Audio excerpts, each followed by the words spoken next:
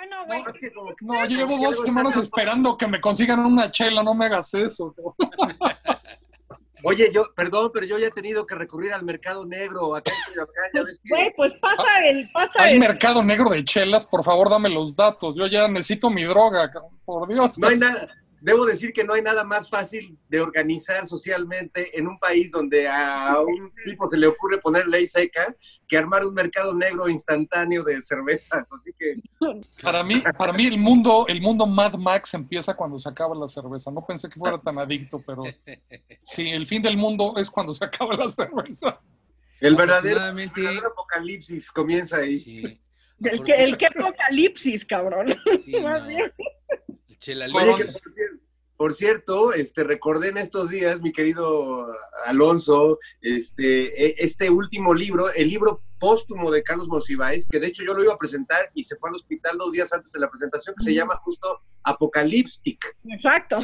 y que son reflexiones sobre el fin del mundo. De hecho hay una parte muy macabra que se llama Epitafios para México en caso de un apocalipsis, y recoge de canciones de José Alfredo y de Tomás Méndez y de la lírica nacional frases que según él podrían servir de epitafios para la patria. Entonces es un libro que yo, si tienen humor negro, les recomiendo mucho leerlo en estos días. Genial. Wow. Además, hay una cosa que, fíjate que no todo el mundo sabe, pero el mejor ensayo que se escribió sobre la vida de José Alfredo es el de Monsiváis, ¿eh? Es una cosa verdaderamente increíble.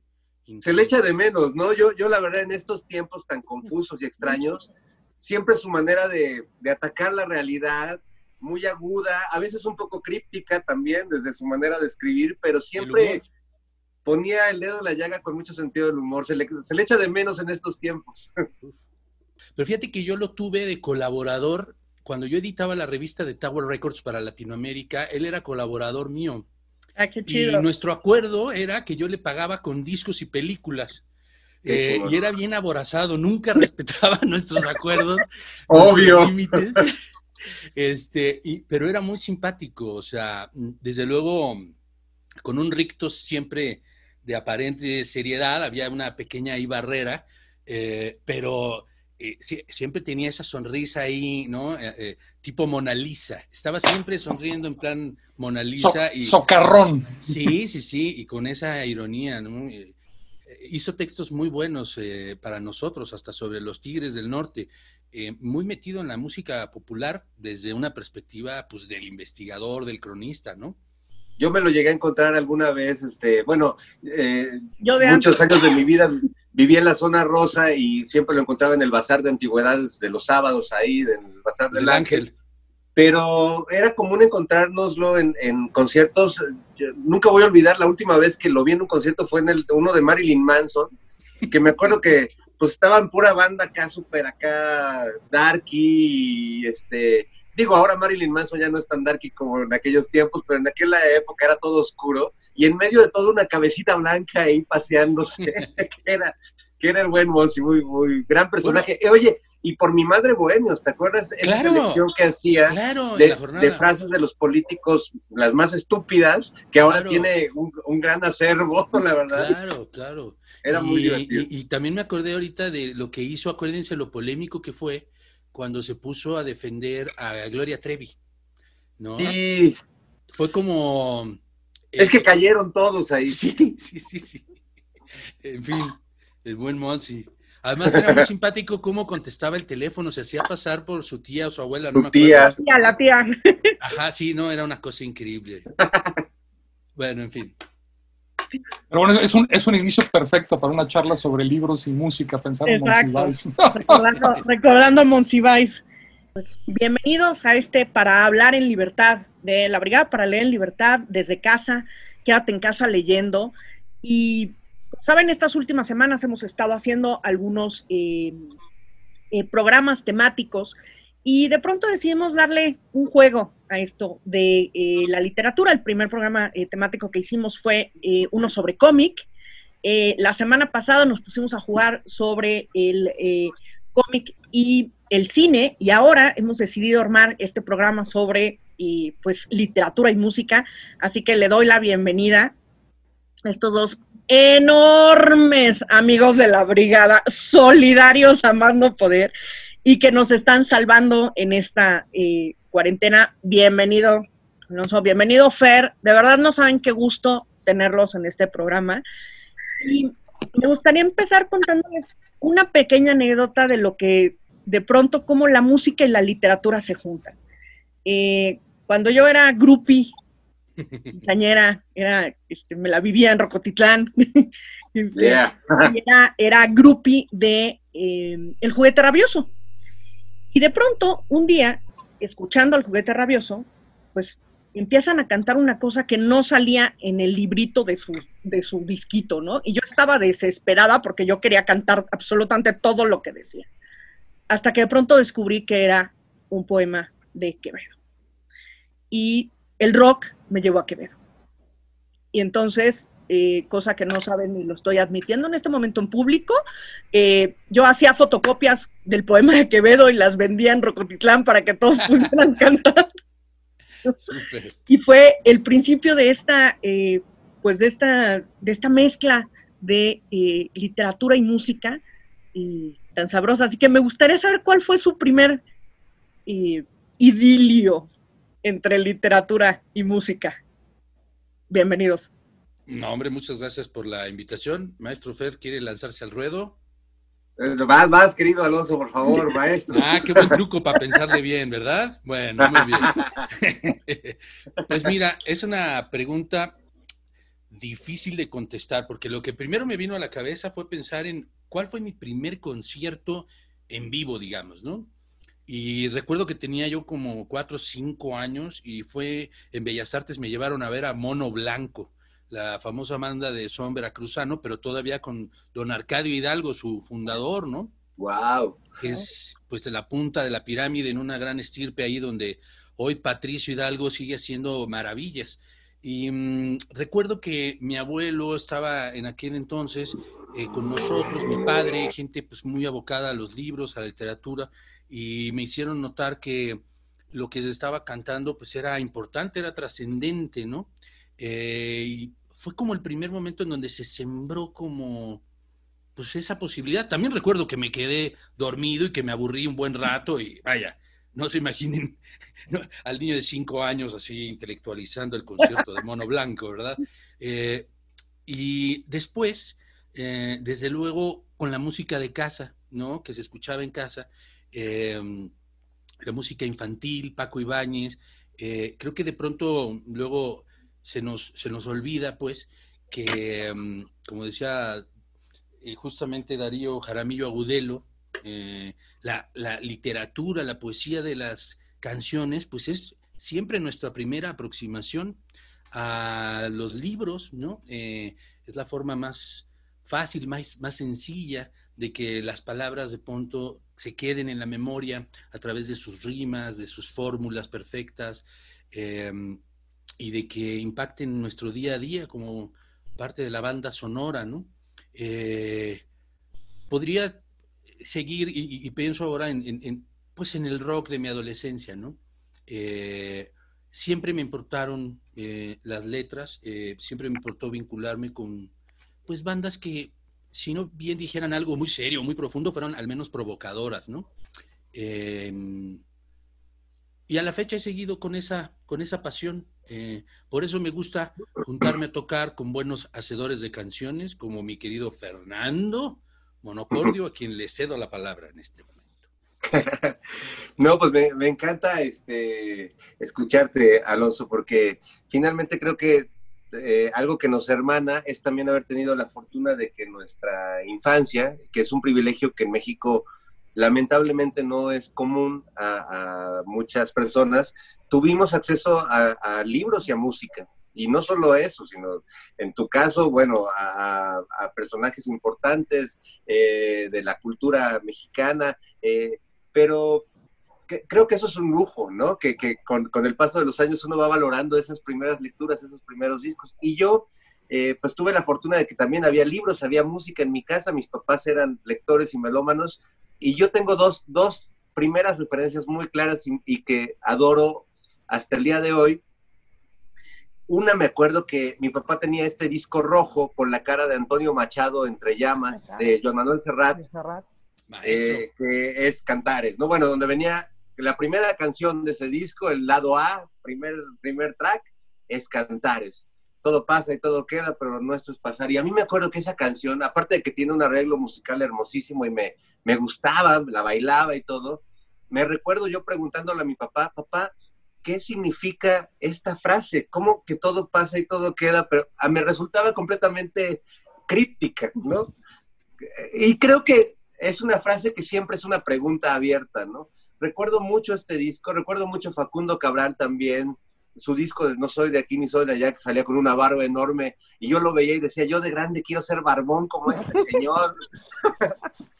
Y recuerdo mucho también otro disco que mi padre, que siempre le agradezco, que pues me consideraba mucho, Pedro y el Lobo de Pedro Prokofiev, narrado por Cachirulo, por Enrique Alonso Cachirulo, y que es una delicia, ¿no? O sea, una obra que a cualquier niño pues lo hace despertar una fascinación por la música clásica, ¿no? Entonces, esas dos influencias las tengo muy, muy claras y me parece que hermanan profundamente la palabra con la canción o la música, que finalmente no es más que literatura húmeda, ¿no?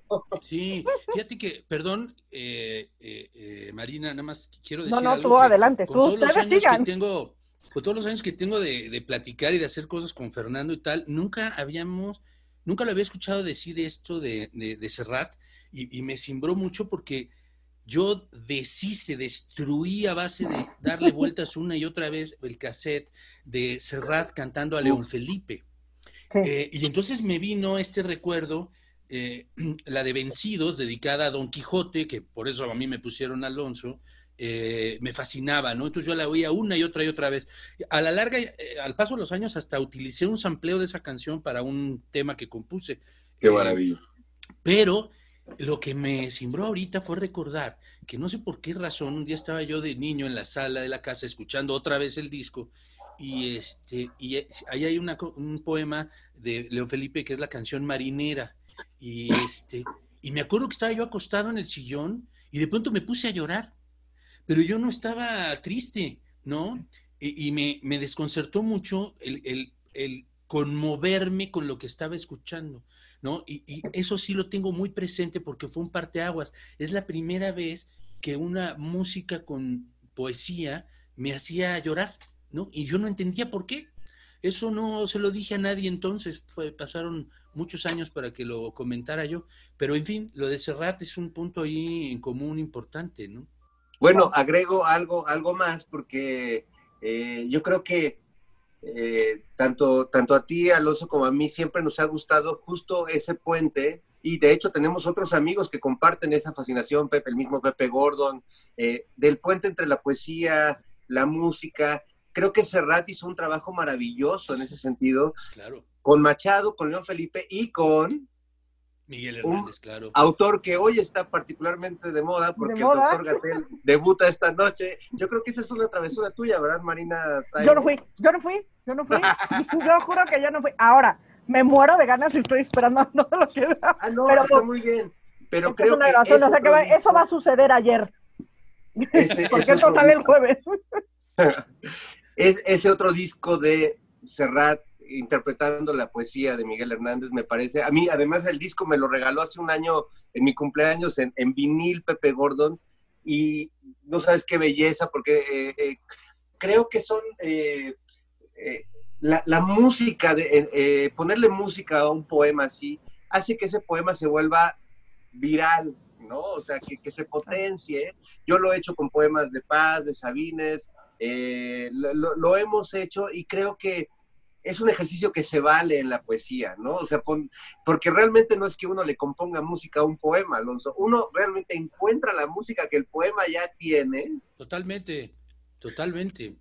Estás diciendo algo ciertísimo. Además, mucha gente ha pensado o piensa que por ahí las letras de las canciones son poemas como de segunda clase, ¿no? Sí. En el fondo no existe esa segunda división. Lo que pasa es que se dejan cabalgar de una manera diferente por el lector que los canta y que participa en su interpretación, ¿no? digamos que son bosquejos, pero muy bien pulidos, ¿no? Muchos de ellos. Además de que hay gran variedad de estilos, ¿no? O sea, uno puede ponerse a leer precisamente, tengo por aquí, no sé, las letras de Leonard Cohen, ¿no? Y son, pues, verdaderamente una literatura de muy alto nivel que se escapa por completo como de las rimas simples o sencillas, ¿no? En términos de su estructura. Lo mismo pasa con Bob Dylan. Así que completamente de acuerdo con eso. Y narradores de pronto muy, muy curiosos en la música, en la canción. Pienso, por ejemplo, en David Bowie, ¿no?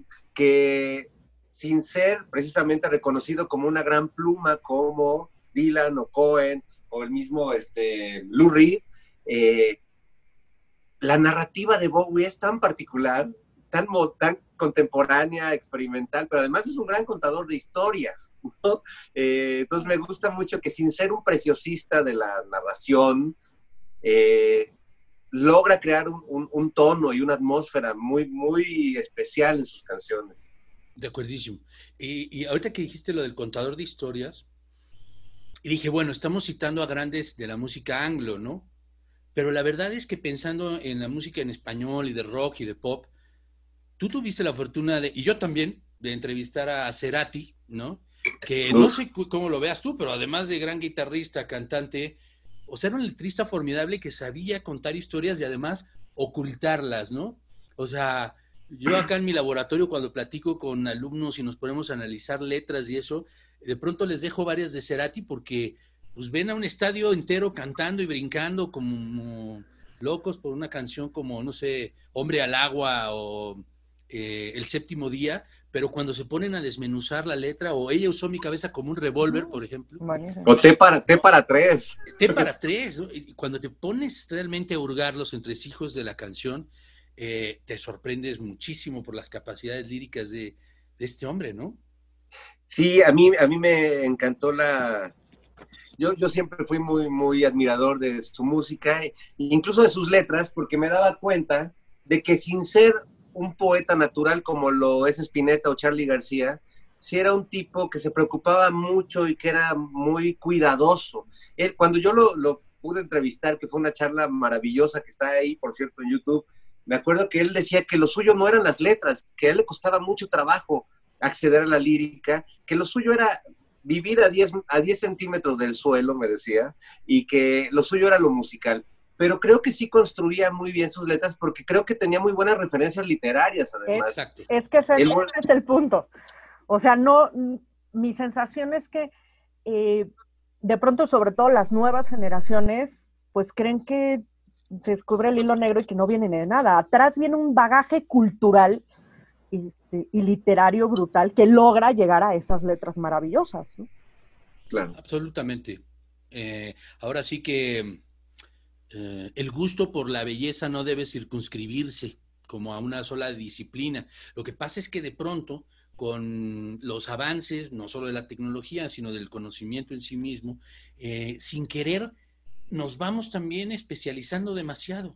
Nos vamos también encajonando demasiado porque resulta que un solo asunto pareciera tener toda la profundidad necesaria, ¿no? Como si una sola alberca tuviera todo el agua para nadar, cuando que, pues en realidad hay que estar chapoteando en muchos lados, ¿no? Y ni siquiera digo hay que como una obligación, más bien siento que solo hay que fomentarlo y dejar que el momentum, el impulso haga lo suyo, porque hace mucho tiempo era, como dices Marina, pues muy natural que quien se interesara por la literatura, pues se interesara por la música, que quien quería componer una canción, pues estuviera devorando libros de otros compositores, etcétera. Ahora sí que esta cuarentena es indudablemente un buen pretexto para llenar un poco esos otros garrafones de gasolina que necesitamos, ¿no? Pero estaba pensando en, por ejemplo, qué novelas te llevan a escuchar música, ¿no? Entonces, por ejemplo, Almost Blue, de Carlo Lucarelli, sí, es Chet Baker, del principio a fin, ¿no? Y no puedes estarla leyendo sin tener en la cabeza todo el tiempo la melodía, ¿no? pues pensar qué literatura ha logrado eso, ¿no? Y qué libros de pronto podríamos recomendar a unos amigos que digas, en este te enamoras de tal músico, en este te enamoras de tal cosa. A ver, yo aquí tengo una colección, pero que será enseñando. Mi querido Fer. Pues mira, no es una novela precisamente, pero un libro que leí hace poco de Sexto Piso que me gustó mucho, es una especie de biografía de Jimi Hendrix. No sé si, no recuerdo el nombre exacto, pero es de Sexto Piso. Y es un autor que entrevistó a Hendrix, pero que además a partir de varias entrevistas que tomó de él en diversos momentos de su vida, las ordenó de un modo biográfico, ¿no? Entonces este cuate hace una especie de curaduría de entrevistas de Hendrix y pone a Hendrix contando su vida a partir de lo que él contestó en muchas entrevistas. Entonces cuenta la bellísima parte de cuando por robar un coche lo meten a la cárcel y le dicen a su papá, a ver, o este cabrón se queda en la cárcel o se va al ejército de los Estados Unidos a servir a la patria. No, pues al ejército. Y la pasa muy mal en el ejército, obviamente. Lo que más le gustaba era aventarse en paracaídas de los aviones. Era la experiencia que más disfrutaba mientras estuvo en el ejército, hasta que no pudo más con el bullying, la dureza, y le escribió a su papá pidiéndole que le mandara por piedad su guitarra, ¿no? Entonces, si bien no es una novela, funciona como si lo fuera. Y pensando en algo más contemporáneo y más cercano, pues pienso en la novela de José Lo Rangel que se llama Los Desesperados, que es la historia de un grupo de rock que bien podrían ser los Liquids, y que pues es muy divertida, es una novela muy ligera, pero que retrata muy bien pues la escena del rock nacional. Y por cierto, sale un personaje ahí que es un duendecillo parecido al Principito, que es una parodia muy divertida de Gustavo Cerati. Sí. Bueno, yo hace un par de horas, pues me puse aquí en mis estanterías a revisar y dejé que la tormenta de recuerdos más bien se convirtiera en libros saliendo de ellas. Y desde luego pensé en las cosas más obvias que tienen que ver con música y literatura, como Cortázar, El Perseguidor, ¿no? Rayuela, toda la idea jazzística, improvisatoria, aleatoria. Pero luego, también, por cierto, sus crónicas de conciertos, que casi no conoce nadie. El tipo era un fanático de jazz, ya sabemos, pero además iba a conciertos y escribía sobre ellos. Tiene por ahí algún par de reseñas maravillosas de conciertos de Thelonious Monk y de Charlie Parker, de cuando vivía en Ginebra y tal, que son notables. Están en La Vuelta al Mundo en 80 días. ¿Cómo se llamaba? Sí, ¿no? La Vuelta al Día en 80 Mundos. 80 Mundos, perdón, sí, dije, esto está mal. Algo no era. Y luego me empecé a brincar de un lado a otro y claro, dije, es que a ver, tenemos a músicos que escriben para empezar, ¿no? Y entonces pensé, pues claro, en lo de Leonard Cohen, pero en cosas un poco más extrañas, como esta primera novela de Roberto Bolaño a cuatro manos, con Porta, que es el de Consejos de un discípulo de Morrison a un fanático de Joyce, ¿no? Que por ahí es de las cosas menos conocidas de Bolaño y que hace mucho, pues el símil en papel de lo que ocurriría con dos pianistas tocando, digamos, a cuatro manos, ¿no? Es una novela también ligera, pero muy dinámica. Uno de los más interesantes de los últimos tiempos de esta editorial maravillosa, Blackie Books, es acuérdense, James Rhodes con instrumental. James Rhodes. El tipo es pianista. Es una locura. Tremendo, ¿no? El tipo, ¿no? Además se ha vuelto estrella en redes sociales allá en España. Sí, yo lo sigo muchísimo. Bueno, pues ahí lo tienes. Yo soy súper fan. Y fíjate, otra cosa extraña que encontré son los cuentos. Lo compré en Los Ángeles, precisamente, Los Angeles Stories de Ray Cooder. Son cuentos de Ray Cooder, si se acuerdan de él como productor, ¿no? De Buenavista Social Club, sí, claro. Y de todo el rollo. Un tipo como muy cercano al temperamento latino y pues que está padrísimo. En fin, son demasiados. Tú y yo ya platicamos alguna vez, mi querido Fer, si aún recuerdo, de Felisberto Hernández, ¿no? Uf, o sea, maestro. Uruguayo, pianista. Humorista. Sí, o sea, un tipo verdaderamente curioso. Y, por ejemplo, también está esto que les recomiendo, que es músicos en la Ciudad de México. Es una iniciativa de Todd Clauser y Cecil Collins, que nos invitaron a varios músicos a escribir, y ahora están por sacar el segundo volumen. En fin, no voy a seguirle. El tema es que pensé, unos son los músicos que escriben, otros son las novelas que, como decías, Marina, nos llevan a música, a escuchar cosas mientras leemos, y además a buscar a ciertos compositores. Otro es un grupo de ensayos, ¿no?, sobre música, que también a mí me resultan apasionantes. También los he llegado a platicar contigo, Fer, de esta serie de Acantilado, ¿no? En fin, libros para niños sobre música. Es muchísimo lo que hay, y que podríamos pasar horas. La poesía, pienso en Francisco Hernández, ¿no? Con su poemario de cómo Robert Schumann se dejó vencer por los demonios, ¿no? En fin, perdón Maestro por el desorden, Schumann, pero quisiera hablarles de tantas cosas que tengo alrededor y más bien debo calmarme. Yo agrego a tu lista maravillosa de autores y compositores a un autor francés que a mí me encanta, de la mejor escuela de literatura filosófica francesa, Pascal Quignard.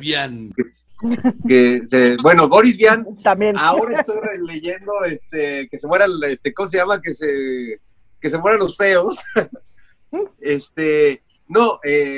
Pascal Quignard, que es el autor de La lección de música, que si bien todos adoramos la película Todas las mañanas del mundo, con Gerard Depardieu, que es una gran película, el libro es otra cosa. El libro es un tratado filosófico sobre la música, sobre la voz, sobre los castratis, la voz infantil contra la voz adulta.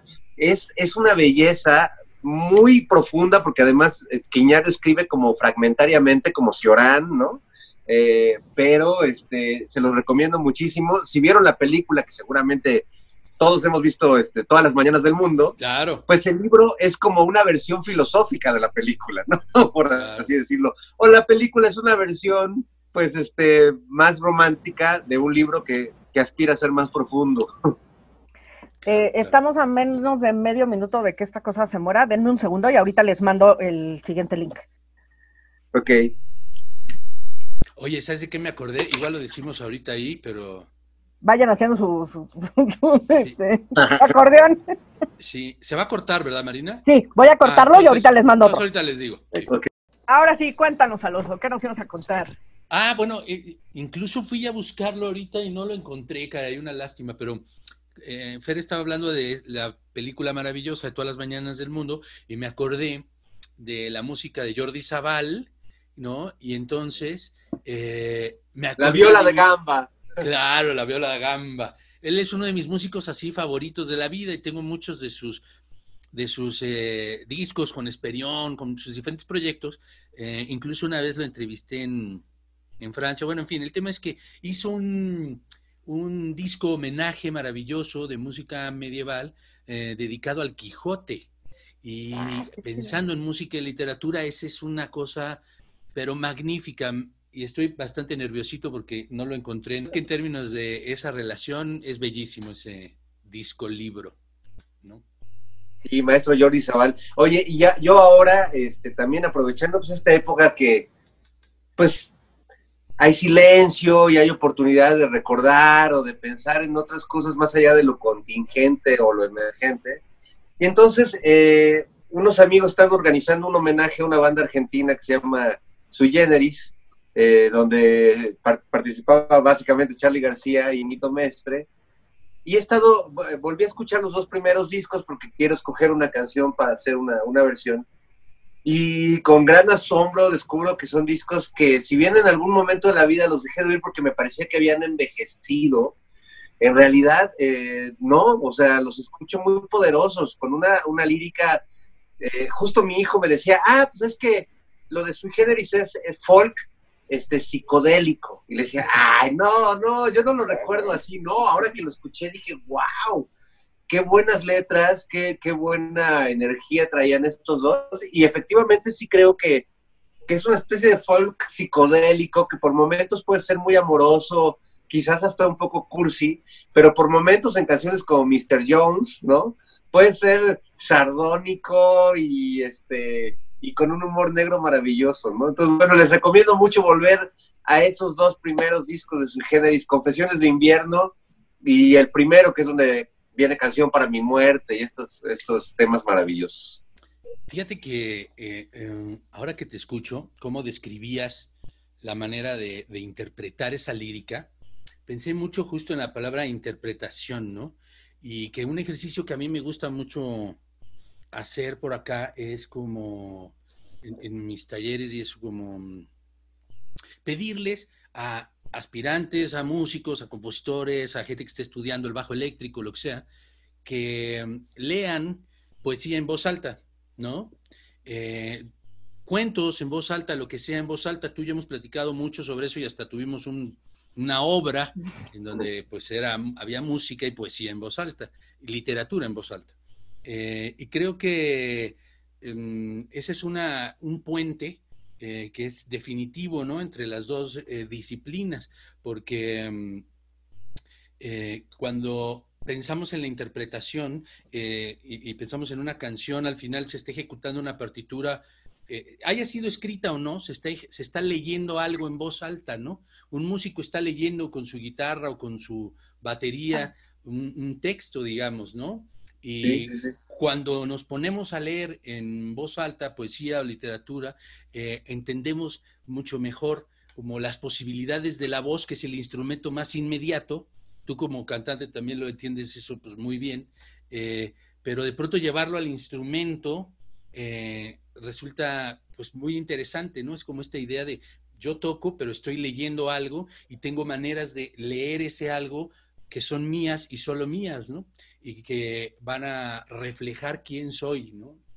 De otras formas. Fíjate que como acotación a esto que estás diciendo y en el extremo contrario, recuerdo de alguien que me platicó de una entrevista que hizo al maestro Luis Herrera de la Fuente, gran director de orquesta mexicano, ya fallecido, que dirigió la versión más clásica del Huapango de Moncayo que todos conocemos, ¿no? Bueno, pues no recuerdo exactamente quién fue el periodista que me dijo que fue a casa de don Luis Herrera y que pues tenía una gran biblioteca pues de textos, pero que no tenía discos en su casa. Entonces que volteaba y buscaba cassettes, discos, CDs, algo, nada. Entonces que le dice, oiga maestro, pues es que me sorprende mucho que un director de orquesta, un hombre de música como usted, no tenga música en su casa. Y dice que entonces el maestro Luis Herrera de la Fuente sacó una partitura de su librero y dijo, yo estoy escuchando música ahora. Que no sé si, no sé qué tan pretencioso puede hacer un comentario así, pero sí creo que cuando lees música la escuchas, evidentemente como quien la escribe la trae en su mente la melodía, ¿no? O sea, pienso en Mozart, ¿no? Que escribía como si fuera escritura automática. Pues estos traían la melodía y la transcribían como un escritor transcribe una idea en un texto, ¿no? Tal cual. Sí, claro. Yo hasta escuchaba eso y decía, en vez de pretencioso, básicamente me dio envidia, ¿no? O sea, imagínate, yo que no junto un do con un la ni de milagro, ¿no? O sea, pensar que de pronto, pues podías leer, ¿no? La idea de que sí, esos libros eran otro, ¿no? Otro lenguaje que podías leer. Pero además, justo volviendo a lo que les decía, tienes que hacer tu propia interpretación. Porque al final nunca, por más precisa que pueda ser la escritura musical, que mira que ha llegado a unos niveles que son de locura, ¿no? De lo descriptiva que puede ser, incluso en la música más loca, contemporánea y experimental. La música contemporánea tiene los símbolos muy locos. Sí, hay unos ejercicios que dan ganas de enmarcarlos, ¿no? Es como realmente arte abstracto.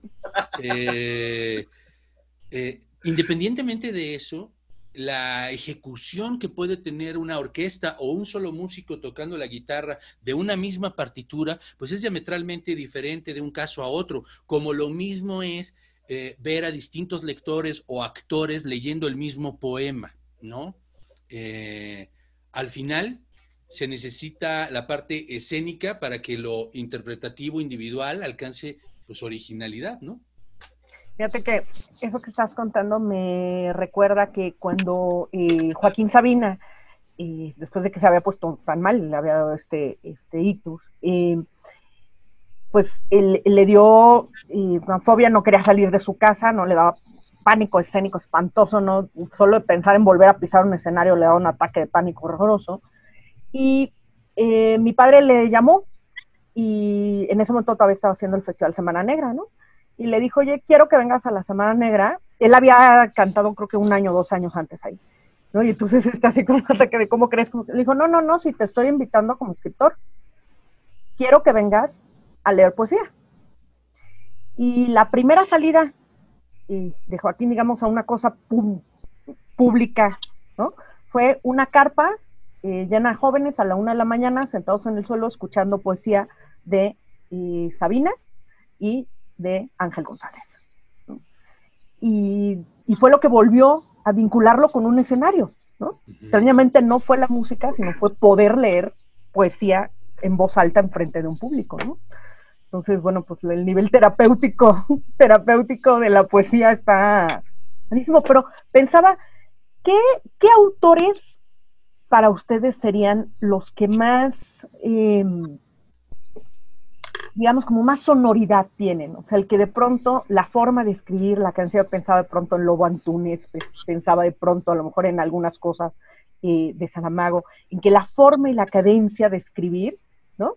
Prácticamente ya te están llevando, ¿no? En este ritmo. Bueno, híjole, qué pregunta difícil. Ahorita no puedo evitar pensar en el año de la muerte de Ricardo Reis, de Saramago, en donde precisamente hace este ejercicio claro, de no puntuación. De no puntuación, ¿no? Para que te sientas esa Lisboa acuática, marítima, ¿no? Y es absolutamente de una musicalidad maravillosa, ¿no? O García Márquez, ¿no? También ¿cuál es el coronel, ¿no? ¿Cuál es la que no tiene puntuación también, que va de corrido? No recuerdo exactamente cuál es, pero que la forma se vuelve un poco el fondo de la narrativa, ¿no? Absolutamente. Yo tengo muchos autores que me fascinan. Por ejemplo, Eliseo Diego, sí, poeta cubano. Muy maravilloso. Simplemente me maravilla esa parte, la sonoridad, ¿no?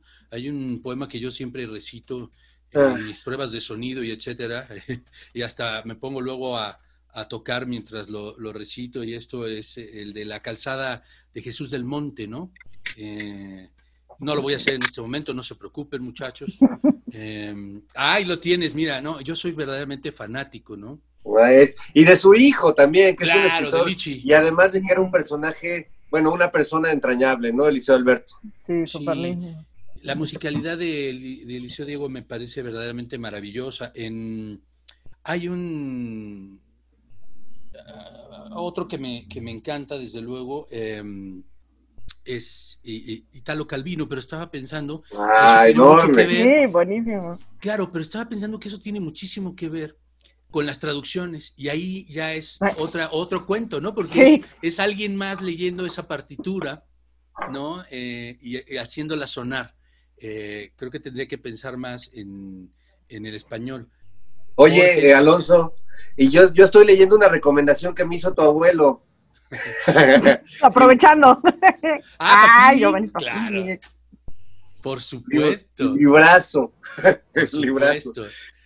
Digo, tú también me lo has recomendado, pero Juan José Arreola justo hablaba de que de sus grandes influencias y autores que le fascinaban estaba Giovanni Papini, hablando de Calvino también, que es otro gran imaginante, ¿no? Y volador de la literatura. Fíjense que estuve a punto, pero me contuve, ¿verdad? Con lo de Eliseo Diego, pero de pronto dije, llevamos un buen rato platicando y eso está maravilloso, pero si me permiten, solo les voy a leer la introducción. Adelante. Ahora sí que estamos en una brigada para leer, ¿no? En libertad, además, exacto. O sea, que lo que se te antoje. Exacto. Y esta introducción, que es justamente de Francisco Hernández en el de Schumann, de cómo Robert Schumann fue vencido por los demonios, es muy breve, pero siempre me resuena, pensando en tu pregunta, Marina, ¿no? Como en esa fuerza musical. Dice, Miro la música de Schumann como se ve un libro, una moneda o una lámpara. Ocupa su lugar en la sala situándose, con movimientos felinos, entre el recuerdo de mi padre y el color de la alfombra. De pronto, pájaros muertos estrellan las ventanas. Yo miro la música de Schumann y escribo este poema que crece con la noche. ¡Wow! ¡Qué bien! ¡Qué súper lujo para nuestros! Y se arranca, ¿no? No. ¡Qué barbaridad! Y bueno, ahí que también está, pues, la tragedia personal detrás de lo sublime que puede llegar a ser ciertos artistas, ¿no? O sea, creo que Schumann es un ejemplo maravilloso y terrible a la vez de cómo ese dolor, ¿no? Que carga el artista, ¿no? Como varios, ¿no? Lo cargan toda su vida hasta donde pueden, pero se convierte por el otro lado en esa sublimación que es el arte en algo que hasta la fecha nos sigue emocionando y nos sigue haciendo vibrar, y vaya que pienso en Schumann y digo, no puede ser, qué barbaridad, ¿no? O sea, absolutamente. Y fíjate que hablando de él, el año pasado en Madrid conseguí este librito que es como muy, muy particular, comentado por Steven Isserlis, y se llama Consejo para jóvenes músicos, y es de Schumann. Qué padre. Es algo lindísimo porque son puras como citas breves, consejos que este Isserlis fue consiguiendo de lo escrito por Schumann, y luego lo comenta él. Entonces es maravilloso también en ¿Sabes términos que de divulgación? Está increíble escuchar o leer a músicos importantes como Schumann hablar sobre su arte, como es increíble leer a Kandinsky escribir sobre pintura. Claro. Y hay un ejemplo mexicano que a mí me parece realmente notable, porque además creo que es un jazzista, un pianista fuera de serie, que es Alex Mercado, que además hace poco publicó unos aforismos sobre música, y son realmente notables. No sé si ya los leíste, Alonso, Marina, pero realmente no solo me parece un músico muy inspirado, sino que además en la manera en la que expresa sus ideas sobre la música, está el cuate trae una lucecita así dándole en la cabeza, ¿no? Me encantó, se lo recomiendo mucho. Sí, anotadísimo. Además es bueno en sus reflexiones en redes sociales y tal, es buen cuate, y es talentosísimo. Sí. No he leído el libro y lo haré. Pues sí, nada, uno anotado para presentar en cuanto nos dejen salir y podamos volver a hacer ferias. Sí, caramba.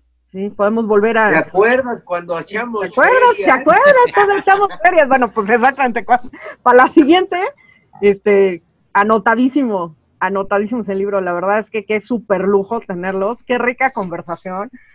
Muchísimas gracias a los dos, de verdad, porque ahora sí que nos abrieron un mundo que los que no somos tan hermanos, ya tengo como 25 anotados, nomás deja que me abran las librerías y saldré corriendo.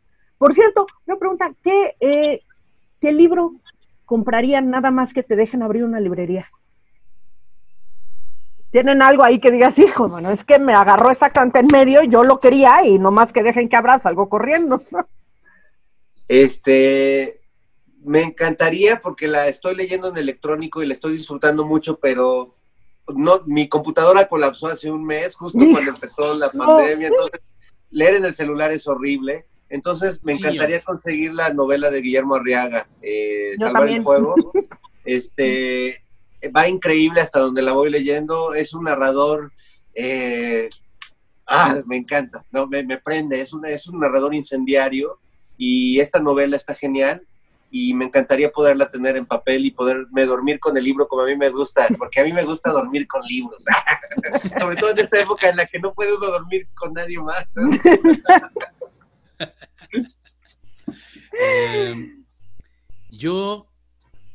Son varios. Le traigo echado el ojo a una colección, nada más que ahorita está en mi cuarto, porque justamente lo estoy leyendo por las noches. Es una colección abocada a puros haikus, que está bellísima, y justo antes de empezar la cuarentena, lo compré en el péndulo de acá de del sur y dije, no, tengo que volver en cuanto pueda, voy a hacerme de la colección completa, porque yo soy fanático de las formas breves, precisamente, de las voces, las greguerías, no, las voces como bueno, es que tienen distintos nombres, aforismos, etcétera, etcétera, y los haikus me encantan, así que le traigo echado el ojo a esa colección. En cuanto se pueda, iré corriendo por ella. Te la voy a recomendar a mi papá, porque dice mi mamá que en su casa ya solo van a entrar haikus porque ya no cabe nada. Buenísimo. Así que se la vamos a mandar. Ahora que abran las librerías, también les quiero recomendar un libro, porque pues hay lecturas padres que se hacen en estos días que no vienen de planear una lectura, sino de libros que te encuentras de pronto, y como tenemos tiempo, este maravilloso tiempo, pues lo empiezas a leer. Y yo empecé a leer este libro genial de Almadía, que se llama Largueza del cuento corto chino. Ah, mire. De José Vicente Anaya. José Vicente Anaya. Déjenme leerles un cuento de un párrafo que es una genialidad. Perfecto. Se llama Los milagros no existen. Xu Fu Tseu no creía en los milagros. Antes bien, era un implacable crítico de esas creencias. Cuando murió su suegro, él decidió velarlo solo. Al empezar el alba, el ataúd se elevó como a 2 pies de altura. Xu Fu Tseu se horrorizó y, reverenciando la caja mortuoria, dijo: «Venerable suegro, te ruego que no contradigas mis creencias». Después de lo dicho, el ataúd descendió y Xu Fu Tseu recobró su antigua fe. Está buenísimo. Buenísimo. Pues otro para la lista. Bueno, otro para la lista. Quiero decirles que la verdad es un placer absoluto haberlos tenido. No saben cómo me he divertido con esta charla. Y la Brigada para Leer en Libertad les quiere hacer un regalo. Porque, bueno, sabemos que en estos momentos de confinamiento los libros han sido un rescate. No, sin chela no tenemos, pero regalamos libros, ni modo. Puedes hacer intercambio en el mercado negro, a ver si sirve. Pero una de las cosas que hizo la Brigada para Leer en Libertad, y ahorita se los mandaré a sus respectivos WhatsApp, es... yo no podré imaginar qué sería este confinamiento si de pronto en tu casa no hay libros, ¿no? Y de pronto pensar en toda esa gente afuera a la que no les podemos dar. Digo, la Brigada siempre da físicamente los libros y ahora no podemos dársela. Entonces, les vamos a mandar a cada uno de ustedes un pequeño código QR que hicimos para que lo peguen en puertas, ventanas, pasillos, todo lo que le dé hacia sus vecinos y hacia afuera, para que la gente con el propio celular pueda tomarle una foto al código QR y bajar 200 títulos de la Brigada para Leer en Libertad. Wow. Buenísimo. Así que, pues un pequeño regalo. Increíble. Que ojalá puedan usar, y pues ojalá. La verdad es que el día que se nos ocurrió, no pensamos que tuvo tanto éxito y se nos colapsó la página, porque entraron 15,000 personas de trancazo. Oye, ¿podemos también compartirlo en las redes? Y sí, en todos lados, a todo el mundo que se te ocurra. La verdad es que estamos muy contentos y habíamos pensado en hacer, cuando empezó la pandemia, una cosa que se llamaba paquete guardes, ¿no? Que eran unos paquetes de libro, pero viendo cómo se iba acercándole esta idea de que no había que tener contacto y que, sobre todo, la distribución, ¿no? O sea, claro, en este momento la distribución en planetas era lo más complicado. Dijimos, bueno, pues vámonos por el código QR, imprimes en tu casa, lo pegas, se los mandas por celular a todo el mundo, lo pegas en las redes, ¿no? Y hemos logrado una cosa que a mí me ha gustado mucho, que es en todos estos lugares en donde de pronto los vecinos han puesto recados de tenemos a un médico, nosotros te cuidamos, no te preocupes, ¿no? Creemos que abajo de ese letrero pusieran, ¿no? Imprimieran el nuestro y lo pegaran, ¿no? Para que pues esos mismos vecinos que estaban cuidando a estos héroes con bata, pues tuvieran una opción de tener libros, ¿no? Entonces, ayer acá en Coyoacán pasó algo súper absurdo, porque aparte de su tonta ley seca que repruebo tajantemente. Ayer pasaron y toda la mañana pegaron carteles en toda mi cuadra de quédate en casa. Pero les pusieron un pinche diurex que en la tarde con el viento se les pegaron todos. Todo lleno de basura. O sea, todo acabó siendo basura, no hay un solo cartel que sobreviva y pegaron, ¿qué te digo? 50 en un área de 3 cuadras, o sea, mal.